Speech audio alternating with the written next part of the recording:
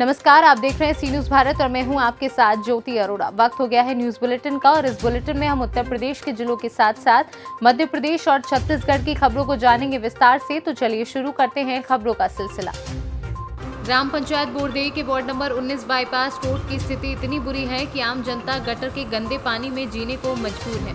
कच्ची नाली होने के कारण और कई सालों से इनकी सफाई नहीं होने से कूड़ा कचरा नालियों में भरा रहता है, जिससे नालियों का गंदा गटर का पानी ग्राम की मुख्य सड़क बाईपास रोड पर तालाब की तरह भरा है, जिससे आम जनता में आक्रोश देखा गया। जी बताइए, आपका नाम बताइए। मिथिलेश साहू। क्या समस्या हो रही ग्राम में? सर ये नाली तो बनी है यहाँ से जी, पर ये आधी बनी है जी, और इसके बाद बनी नहीं है। यहाँ से कट है नाली जी, यहाँ तक बनी है नाली, और उसके बाद इधर जो है नाली जो है पानी पूरा इधर निकाल दिया है लोग बागों ने सबका, और नाली यहाँ तक बनी हुई है और नाली इसके बाद बनी ही नहीं है। और ये समस्या आज से नहीं है, जब से नाली बनी है। लगभग कितने वर्षों से समस्या है यहाँ? लगभग कितने वर्षों से समस्या चल रही है? मेरे ख्याल से 4-5 साल से बनी है नाली। तो जब से ही समस्या ये बनी हुई है यहाँ पे कि पानी आके यहाँ ठहर जाता है और नाली में जाता है पानी, पर नाली में से बाहर निकल जाता है, क्योंकि आधी नाली बनी है। अगर ये नाली पूरी बन जाती, यहाँ से लेके नदी तक है, इधर हमारा नाला है इधर, अगर ये दोनों साइड से अगर पानी निकल जाता है तो अच्छी बात रहती है। पर ये पानी क्या है, बीच में आके थम जा रहा है यहाँ पे, और क्या चाहते हो आप? गाड़ी फंस जाती है। आप क्या चाहते हो? नालियाँ जो है अधूरी बनी है, पानी निकलने हम चाह रहे हैं कि नाली जो है पूरी बने और पानी नहीं। और ये समस्या का समाधान इसमें हो जाएगा। अब क्या होता है कि जो भी कोई गाड़ी आती है, बड़ी गाड़ी तो फंस जाती है यहाँ पे, निकलती नहीं है। भाई सामने पूरा पानी जा रहा है। कभी समस्या को आपने सचिव और सरपंच को बताया?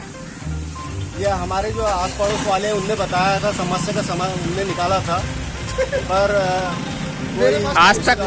बैतूल से सी न्यूज संवाददाता संदीप वाइकर की रिपोर्ट। अंतागढ़ में आज अखिल भारतीय विद्यार्थी परिषद अंतागढ़ के कार्यकर्ताओं के द्वारा लाल कालिंद सिंह महाविद्यालय अंतागढ़ में लंबे समय से प्राध्यापकों की कमी को दूर करने हेतु ज्ञापन सौंपा तथा अध्यापकों की नियुक्ति करने हेतु कुलपति के नाम प्राचार्य को ज्ञापन सौंपा। छत्तीसगढ़ से सी न्यूज संवाददाता शुभू पाई की रिपोर्ट। ग्राम पंचायत नगरा कल्लू के मजरा नवरोजपुर के नीरज, संदीप, विपिन, मलखान, लालाराम, राजेश, देवशरण आदि ने एक सप्ताह से फूके ट्रांसफार्मर को बदले के एवज में 20,000 मांगने का आरोप लगाया है।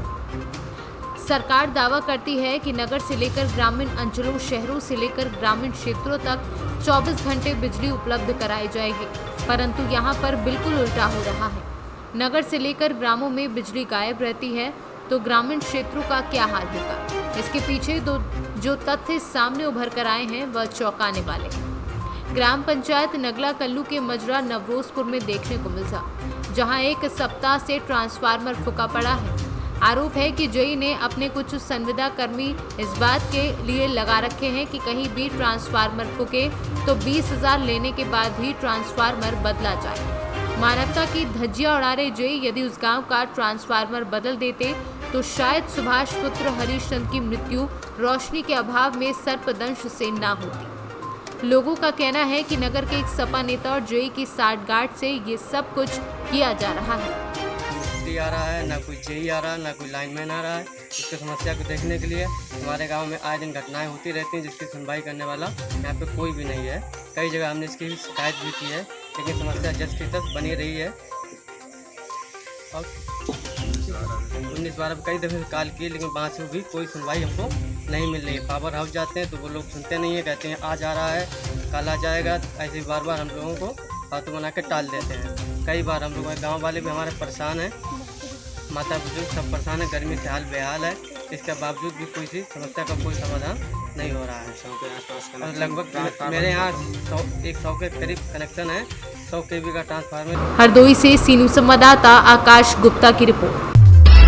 संत कबीरनगर क्षेत्र पंचायत सांथा मुख्यालय पर भारी जल जमाव, जल निकासी व्यवस्था ध्वस्त। अब से कुछ दिन पहले ब्लॉक का हुआ था कायाकल्प, पर आज ब्लॉक मुख्यालय अपने हाल पर खुद लज्जित है, जहां से क्षेत्र का विकास योजनाओं का संचालन होता है। अगर वहां का ही परिसर दरिया बन जाए तो गांव के विकास का सपना शायद साकार न हो पाएगा। संत कबीरनगर से सी न्यूज संवाददाता मोहम्मद नईम की रिपोर्ट। इंदौर शहर में पिछले दिनों जिला प्रशासन, नगर निगम, पुलिस विभाग सहित अन्य सामाजिक संगठनों द्वारा वैक्सीनेशन को लेकर महाअभियान चलाया गया था और इस अभियान के तहत कई स्थानों पर 1000 से अधिक वैक्सीनेशन सेंटर बनाए गए थे। इन सेंटरों पर कई सुविधाएं उपलब्ध कराते हुए वैक्सीनेशन के लिए शहरवासियों द्वारा सुविधाओं का लाभ लिया गया था और इसी सुविधा के तहत सभी विभागों की मेहनत रंग लाई और अब तक करीब 85% शहरवासियों का पहला वैक्सीनेशन का डोज कंप्लीट हो चुका है। इसी के चलते अब समीक्षा बैठक में निर्णय लिया गया है कि जिन व्यक्तियों को दूसरा डोज लगवाना जाना है उन्हें प्राथमिकता के रूप में लिया जाए और इसी दौरान गर्भवती महिलाओं के लिए भी वैक्सीनेशन सेंटर संचालित किए जा रहे हैं। लेकिन कुछ जो वैक्सीनेशन सेंटर हैं उनको बंद करने की मांग होती है। ठीक है, अब अपने यहाँ लगभग पूरे जिले भर का 85% का कवरेज फर्स्ट डोज का हो गया है। तो अब जो सेंटर्स चल रहे हैं, चूँकि अब ऑनलाइन रजिस्ट्रेशन के बाद वैक्सीनेशन हो रहा है, तो हम लोग इन जनरल उतने सेंटर्स रख रहे हैं जहाँ आसानी से संसाधन उपलब्ध कराए जा सकें और वैक्सीन की जो अपने को आवंटित संख्या है उसके अनुसार इसको डिसाइड किया जा रहा है। और अभी भी जितनी वैक्सीनेशन की संख्या, जितनी वैक्सीन अपने को मिल रही है उतना अपना लगातार वैक्सीनेशन हो रहा है। कल भी वैक्सीनेशन है जिसमें लगभग 40 से 45 हज़ार लोगों को वैक्सीनेशन होगा। पर हालांकि अब अपने यहाँ सेकेंड डोज के बहुत सारे लोग भी हो गए हैं। तो जितने भी लोगों ने जो 84 दिन जिनको हो चुके हैं पूरे कोविशील्ड लगाए, वो लोग अपना समय सीमा में सेकेंड डोज ज़रूर ले लें। ये भी देखने में आया है कि शायद केसेस कम हो गए इसलिए रिलेक्टेंट भी लोग हुए हैं, लेकिन जिन्होंने फर्स्ट डोज लिया है वो टाइमली अपना सेकेंड डोज ले लें ताकि वो आने वाले समय में कोई भी अगर ऐसी स्थिति बनती है तो वो सुरक्षित। इंदौर से सीनू संवाददाता शहनवाज खान की रिपोर्ट। बिहार राज्य के गया जिला के इमामगंज प्रखंड के सिद्धपुर पंचायत के ग्राम बेनीडी के किसान पुत्र उदल पासवान धान रोपाई के लिए खेत में काम करते समय बताए कि हम किसान बूंद बूंद पसीना गिराकर ऊपर से जान को जोखिम में डालकर खेती कर कड़ी मेहनत करते हैं और जब हमारे धान मंडी में जाते हैं 12 रुपए प्रति किलोग्राम रेट लगाया जाता है। वहीं दूसरी ओर कमर तोड़ महंगाई है जिससे किसान और घाटे में चला जाता है, जिसकी ओर सरकार को ध्यान देने की जरूरत है। डीजल चूँकि इतना महंगा हो गया है कि किसान के कुछ प्रॉफिटे नहीं पड़ पा रहा है। अभी हम लोग इतना मेहनत से कर रहे हैं और जब फसल होगा तो उस समय हम लोग का वो 12 रुपये 10 रुपये किलो वजन जाता है। इससे हम लोग का मुनाफा नहीं हो पाता है। सरकार इस पर ध्यान दें और उनकी अगर जो बीज हम लोग लाते हैं वहाँ से रिसर्च आता है, वो 100 रुपये किलो 200 रुपये किलो हम लोग को खरीद के लाना पड़ता है और जब हम लोग का होता है फसल तो 10 से 12 रुपये किलो बेसी नहीं खरीद पाते हैं। इससे सरकार को किसान पर ज़्यादा विशेष ध्यान देना चाहिए और कुछ किसानों का राहत मिलना चाहिए। कौन धान लगा रहे हैं? अभी तो हम लोग सरजू बामन लगा रहे हैं। क्या रेट मिलेगा अभी बाज़ार में फिर जब हो जाएगा तो? इसका यह 10 रुपये केजी मिलेगा, 12 रुपये हो जाएगा, इससे ज़्यादा नहीं मिल पाता। अभी क्या पड़ा रेट है भैया? क्या रेट में पड़ा है? अभी ये तो पड़ा है 70 रुपये किलो हम लोग लाए हैं। तो क्या उम्मीद करते हैं कि किसकी वजह से ये नुकसान होता है? ये तो भाई नुकसान सरकार की वजह से हो रहा है। तो क्या गया से सीनू संवाददाता अशोक शर्मा की रिपोर्ट। हरदोई में आम आदमी पार्टी द्वारा प्रदेश सचिव प्रेम प्रकाश वर्मा के नेतृत्व में प्रदेश में व्याप्त किसानों, युवाओं व आम जनमानस की समस्याओं, बढ़ती महंगाई, पेट्रोल डीजल की बढ़ती कीमतों के संबंध में 8 सूत्रीय संबोधित ज्ञापन राज्यपाल को जिलाधिकारी हरदोई के माध्यम से सौंपा गया और विभिन्न मांगे की गई। इस मौके पर प्रदेश सचिव प्रेम प्रकाश वर्मा ने कहा कि उत्तर प्रदेश में जब से योगी सरकार आई है तब से आम आदमी का जीना दुश्वार हो गया है। बेतहाशा बढ़ती महंगाई और आसमान छूते पेट्रोलियम पदार्थों के दाम और आम जनमानस का बजट बिगाड़ दिया है। लोगों को अपना घर चलाने में बड़ी दुश्वारियों का सामना करना पड़ रहा है। किसानों की हालत और दयनीय होती जा रही है। किसानों को उनकी फसल का उचित मूल्य न मिल पाने से वह फसलों को औने पौने दामों पर बिचौलियों को बेचने को मजबूर है। हरदोई से सीनू संवाददाता आकाश गुप्ता की रिपोर्ट। प्रदेश के सबसे बड़े सरकारी एमवाई अस्पताल में एक बार फिर से शर्मसार कर देने वाली घटना सामने आई है। वैसे तो ये अस्पताल हमेशा चर्चाओं में रहता है। ताज़ा मामला महिला मरीज के साथ छेड़छाड़ का है।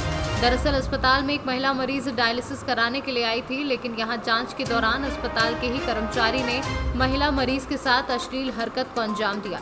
हालांकि अब तक पुलिस ने मामला दर्ज नहीं किया है, लेकिन पूरा मामला अस्पताल अधीक्षक के संज्ञान में है। अस्पताल के प्रबंधन के मुताबिक छेड़छाड़ से जुड़ी शिकायत मिली है, लेकिन इस घटना को अस्पताल के नहीं बल्कि बाहरी व्यक्ति ने अंजाम दिया है और पूरे मामले की जाँच की जा रही है। क्या घटनाक्रम सामने आया है? आपकी कुछ जांच जांच भी की उसमें? नहीं, हमने तथ्य निकलवा रहे हैं। हमने जो इंचार्ज सिस्टर हैं उस तीनों वार्ड की, उनसे हमने लिखित में मांगा है, तो लिखित में अभी आ रहा है, और लिखित में जैसे ही आएगा हम उसको तत्काल पुलिस को सूचना दे रहे हैं। और चूँकि अगर कोई ऐसा घटनाक्रम हुआ है तो इसमें पुलिस को FIR होना चाहिए और जाँच होनी चाहिए, और हम अपने स्तर पे भी जांच समिति बना के इसकी जांच करेंगे। लेकिन पहले प्राथमिक तौर पर इसमें पुलिस को सूचना हम करवा रहे हैं, जिससे कि पुलिस अपनी कार्रवाई प्रारंभ कर सके। अभी क्या घटनाक्रम है वो पुलिस जो बयान हो जाएंगे उसके बाद ही सामने आएगा। वो कहाँ की है महिला? ये महिला कहाँ की है ये अभी मैंने जानकारी अभी लिखित में आ रहा है, तो मैं उसके बाद निकाल रहा हूँ उसको। लेकिन मेरा ये है कि जो भर्ती है मरीज है तो डायलिसिस की मरीज है, तो उसके साथ एक बेटा है 14 साल का, तो उसको जो भी है उसके लिए हम उसको पूरा लिखित में लेके उसको हम पुलिस को दे रहे हैं, और पुलिस के बयान में जो भी आएगा उसके हिसाब से पूरी कार्रवाई की जाएगी। उन्होंने आपकी तरफ से कोई आपको सूचना दी थी कि ऐसी घटना? नहीं, मेरे पास अभी कोई भी सूचना नहीं आई है। नर्सिंग स्टाफ को या किसी? नहीं, उन्होंने किसको सूचना दी है मैं पूरा निकलवा रहा हूँ। मैंने इसलिए कहा है कि एक तो सबसे पहले ऐसा कोई भी घटना होती है तो उसकी सूचना पहले पुलिस को जानी चाहिए। मेरे पास जैसी सूचना आई है कि मौखिक रूप से बताया है लोगों ने, तो हमने तत्काल मैंने उसको सबको बुला के मैंने पूछ लिया है और सबसे बोला है कि लिखित में अपना बयान दीजिए। इंदौर से सीनू संवाददाता शहनवाज खान की रिपोर्ट। मुरादाबाद के मझोला थाना क्षेत्र काशीराम नगर सी ब्लॉक में 13 साल की नाबालिग लड़की के गायब हो जाने के बाद परिजन खा रहे हैं दर दर की ठोकरें। वहीं मुरादाबाद के SSP कार्यालय के सामने नाबालिग लड़की का परिवार धरने पर बैठा है और पुलिस पर गंभीर आरोप लगा रहा है। मेरा नाम अविनाश चंद्र है। मैं यहाँ मुरादाबाद जिले के AIKKMS ऑल इंडिया किसान खेत मजदूर संगठन का मैं जिला संयोजक हूँ। ये जो पीड़ित परिवार है, इनकी लड़की पिछले 7 महीने से गायब है, किडनैप कर लिया गया है, और अभियुक्तों की न तो गिरफ्तारी हो रही और ना ही लड़की को अभी तक बरामद किया गया है। और इन लोगों के समर्थन में हम लोगों ने आज एक दिवसीय उपवास रखा है 11 बजे से शाम को 5 बजे तक। हमारी प्रशासन से और शासन से मांग है कि इनकी बेटी को तुरंत गिरफ्तार तुरंत उन्हें बरामद कराए, और जो अभियुक्त हैं और जो अभियुक्तियों को शरण दे रहे हैं और जो भी उनके साथ हमसाज है, इन सारे लोगों को गिरफ्तार किया जाए। इन्हें बताया पंकज एसआई ने मुझसे 50,000 की मांग करी थी। अब उन्होंने मुझसे ये कही, जब मैं इनसे पूछी सर आप ये बताइए आप मेरी बेटी क्यों बरामद नहीं कर रहे हैं, कह रहे आप मुझे 50,000 रुपये दे दीजिए, मैं आपकी बेटी 12 घंटे के अंदर अंदर बरामद कर दूंगा। मेरे पास 50,000 रुपये नहीं थे। तत्काल ये दोबारा उसे मिलकर के दूसरी पार्टी से मिलकर हमराज होकर के इन्होंने ये डील करी। उसके बाद मेरी कोई सुनवाई नहीं हो रही। 7 महीने से तो मुझे घुमा ही रहे थे। जब थोड़ी उसके बाद इन्होंने वारंट भी ले लिए, सब काम करे, उसमें भी कुछ नहीं हुआ। अगर पंकज एसआई को दरखास्त क्यों नहीं कराया जा रहा? पंकज एसआई इनके क्या कमाओ कूद हैंगे, क्या हैंगे, क्या बात हैगी ऐसी जो पंकज एसआई के खिलाफ कोई एक्शन नहीं लिया जा रहा? इससे अच्छा तो प्रशासन अपने हाथ में चूड़ियाँ पहन लें और औरतों से कह दे कि अपने फैसले खुद कर लें। ऐसे छोटे छोटे क्राइमों को ऐसी हवा दे रहे हैं कि छोटे क्राइम से बड़ा क्राइम बनता है, और ऐसे ही होते हैं। ये क्या करेगा प्रशासन? और योगी जी के ये वादे थे कि बेटी बचाओ बेटी पढ़ाओ, ये सब खोखले वादे हैंगे। आपकी बेटी कितने साल की है? मेरी बेटी 13 साल की है। बेटी का सम्मान बहुत ज़रूरी है, उसकी इज़्ज़त बहुत ज़रूरी है। मगर इस परिवार को हम लोग सैल्यूट देते हैं, और इस परिवार का हम पूरे दिल तन मन धन से हम इन लोगों के साथ में हैं कि क्योंकि इनकी बेटी 14 दिन से गायब है, और प्रशासन भी, यहाँ के नेता भी, यहाँ की सरकार इन लोगों का साथ नहीं दे रही है। इस तरीके के जितने भी हादसे हैं हर शहर के अंदर होते हैं, मगर परिवार वाले चुप होकर बैठ जाते हैं। वो लोग नहीं कहते क्योंकि उनकी आर्थिक स्थिति इस तरीके की नहीं होती कि वो लोग निकल जाएं। कुछ लोग दबा देते हैं, कुछ लोग धमका देते हैं, मगर इन लोगों ने बहुत अच्छा, इन्होंने किसी के धमकाने में नहीं आए, किसी के डराने में नहीं आए, और आज ये लोग यहाँ पर बैठे हुए हैं। तो ये लोग, इन लोगों की बहुत ज़्यादा हिम्मत है। डराने धमकाने की बात किस तरह से इनको डराया जा रहा है, किस तरह से धमकाया जा रहा है, कौन लोग हैं जो इनको? देखिए, आप ये देख रहे हैं कि जिनके ऊपर ये आरोप लगाया गया है वो लोग जो हैं वो राजनीति से जुड़े हुए हैं, बड़े बड़े नेताओं से मिले हुए हैं, तभी वो बचा हुआ है। Bureau report C news. Pipra थाना क्षेत्र के पिपरा बाजार स्थित त्रिवेणीगंज रोड में अवस्थित एक दुकान में भारी मात्रा में अरवा चावल बरामद किया है। गुप्त सूचना पर BSO एवं CO के पुलिस बल के साथ चिंटू गुप्ता की दुकान गायत्री ट्रेडर्स में छापेमारी की, जिसमें गोदाम में भारी मात्रा में अरवा चावल बरामद किया है। साथ ही दुकान परिसर में खड़ी एक पिकअप गाड़ी से भी 45 बोरी चावल बरामद किया है। देर संध्या की गई छापेमारी मौके से दुकानदार और पिकअप चालक फरार बताया जा रहा है। देख रहे हैं कि आप लोग जो है दुकान पर बैठे हुए हैं, क्या मामला है सर? हम लोगों को जानकारी मिली कि अवैध रूप से यहाँ पर अनाज की जमाखोरी कर रहे हैं। सामान्यतः लोग इसको टैक्स में जमा करना चाहिए, अवैध तरीक़ा से जमा करें, इनके पास कोई कागजात नहीं है। तो एमओ के माध्यम से मुझे जानकारी मिली कि यहाँ पर जो अवैध रूप से अनाज का भंडारण किया जा रहा है, आने वाले समय में इसका ये नाजायज़ फ़ायदा उठा सकता था। तो हम लोग यहाँ पर आए हैं, फ़िलहाल इसको थाना की उपस्थिति में इसको सील करेंगे और इसके बाद जो अगली कार्रवाई होंगी वो हम लोग अगले रोज़ करेंगे। इसमें क्या लग रहा है सर कि ये जो खदान है क्या अनियमितता ढंग से यहाँ रखी गई है, और क्या लग रहा है कि ये सरकारी अनाज यदि किसी आम आदमी का भी यदि हो, अवैध रूप से कोई भंडारण नहीं कर सकते हैं, जमा नहीं कर सकते नियमता अपना। सुपौल से सीनू संवाददाता प्रियंका कुमारी की रिपोर्ट। इस बुलेटिन में फिलहाल के लिए इतना ही। देश दुनिया की तमाम बड़ी खबरों के लिए आप देखते रहिए सी न्यूज़ भारत।